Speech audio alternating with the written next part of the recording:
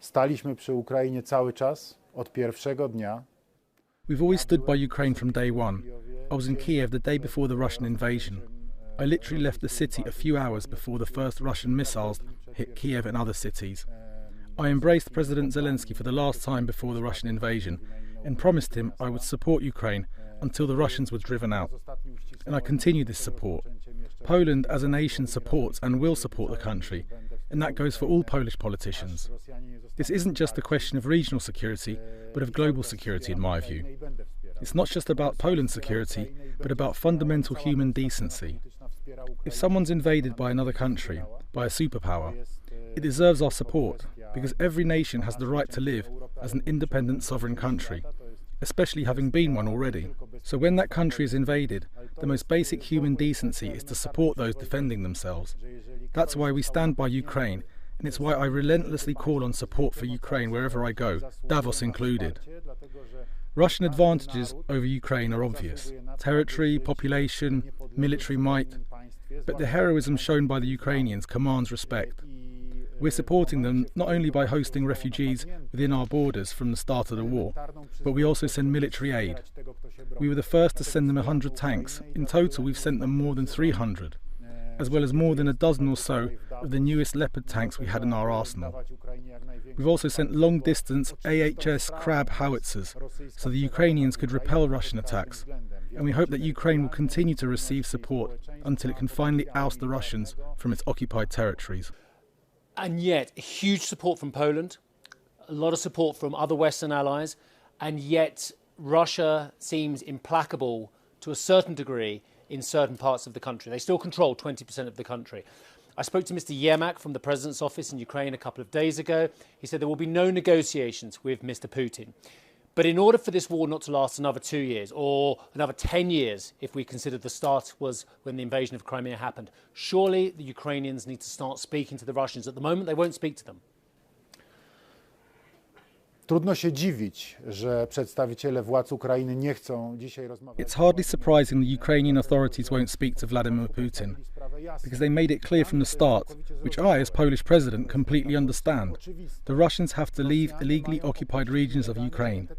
This is land they're occupying. They invaded, unprovoked, for no reason, simply to gain new territory and impose their rule over Ukrainians. They attacked an independent sovereign nation, so I'm not surprised Volodymyr Zelensky and his team say clearly that the end of the war will come when they drive out the Russians from all their occupied territories. For me, this is obvious. Today, when I hear that many countries that have long-range missiles in their arsenals that can reach enemy targets hundreds of kilometres away, I thank them for sending this support to Ukraine. So I thank the UK, France and Germany, because their support is paramount to making the Russians understand that this war won't end with their great victory. This war has to end fairly. That means when Ukraine is successful in defending itself.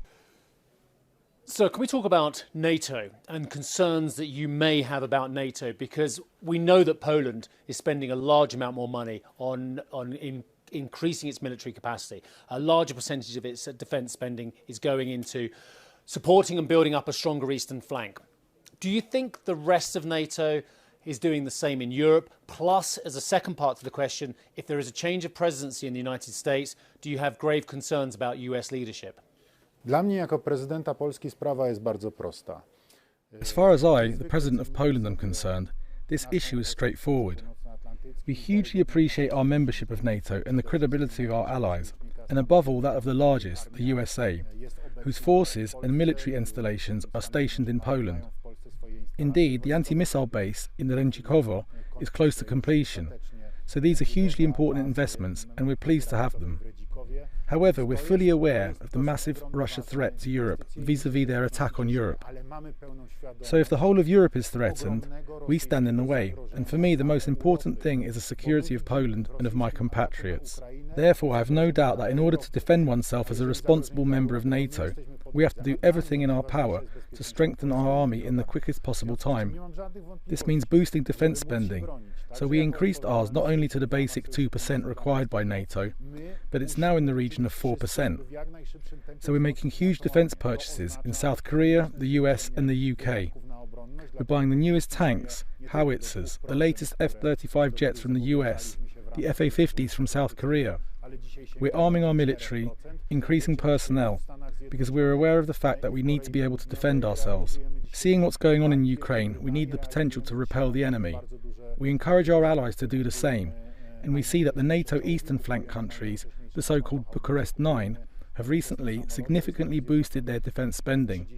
Everyone understands that if we don't strengthen ourselves, that if we don't show our military potential, we'll only be encouraging Russian aggression. Russia only fears strength. It disparages and destroys the weak. It only fears strength. Sir, we've spoken last year about your contentions with the European Union regarding frozen funds and the interpretation of the legal system in Poland. Now that's come even closer to Warsaw with a new Prime Minister. Are your wrangles, your disagreements with Donald Tusk, your own Prime Minister, are they weakening Europe at the moment? Because many people are looking at Poland, such an important, large country within the European Union, and looking at your disagreements with Mr. Tusk's disagreement with his president as well, and saying we need this to be sorted sooner because otherwise one of the most important countries in Europe is just going to be in a logjam. Przede wszystkim trzeba podkreślić jedno. One thing needs to be made clear from the outset. Our stance on security, defence spending, our membership of NATO and our responsibilities within the alliance, as well as our relations with Ukraine, will not change. I can confirm this following conversations I've held with Prime Minister Donald Tusk. We spoke several times over the past few weeks. I hope this policy will be continued by the new government. These are national interests which go beyond partisan politics, because this is about the security of our country. This for me is absolutely fundamental. Strengthening relations with the US is for me the most important. We'll be taking over the presidency of the EU early next year, and our main priority, which we've already agreed, will be to strengthen transatlantic ties. So more of the US here in Europe and more Europe in the States, bolstering cooperation. I've no doubt that this is the right direction for our foreign policy. However, it's true we do have a problem with EU institutions. A lot of the most senior posts in the EU are staffed by Donald Tusk's EPP allies, who, in opposition, continuously attack the previous Conservative government, me included, over amendments to the rule of law. Following free and legitimate democratic elections, where voters chose a coalition government, the Prime Minister is now Donald Tusk. But the first political moves he's made have been to take over the most important national institutions, while breaking the rule of law. These are violations of the Constitution, taking over national broadcasters, which the High Court has called a breach of the rule of law. In recent days, the prosecutor's office has been taken over, also in violation of the law and the Constitution. What worries me is that the European Commission is silent on the matter, and Poles see this. More than 40% of Polish voters are still conservative-leaning. What will their relationship be towards the EU when they see this behaviour? For me, as a Conservative President of the Polish Republic, who's constantly hammering home how monumental Poland's membership of the European Union really is, its raison d'etat, the EU's hypocrisy towards who's in power in Poland is massively worrying. I hear what you're saying, and you've made your point very clear, sir, about your side of the debate between yourself and your Prime Minister. How are you and Donald Tusk going to work together? Can you find a way through? You're both very senior politicians, you're both very experienced politicians. You need to find a way to work together. Ja jestem prezydentem Polski, który ma na tym stanowisku już... I have 8.5 years of experience as President of Poland. I have 19 months left during my second term in office. I can't run for a third in Poland, so Poles will then choose a new president. When I first met with the new Prime Minister Donald Tusk, I told him I was open to discussion. For me, it's a case of being responsible for Poland. Poland's security today is the most important, both externally and within the country. It's clear that if internal disputes go too far, this could have repercussions on Poland's security. I'm open to serious discussions and to cooperation. For the time being, unfortunately, I told the Prime Minister, I've been disappointed. He could have talked to me, but didn't, and instead used force to deal with the issues at hand, incarcerating people, forcibly taking over national institutions, prosecution service, public media. I can't accept this as president and I oppose it, but I will deal with it in accordance with the law and all norms. I will direct the cases to the Constitutional Court, face the media, speak publicly, and do everything I can in my capacity as president. I count on today's parliamentary majority to take stock and reflect on all this, so that we can sit down at the table and seriously discuss this.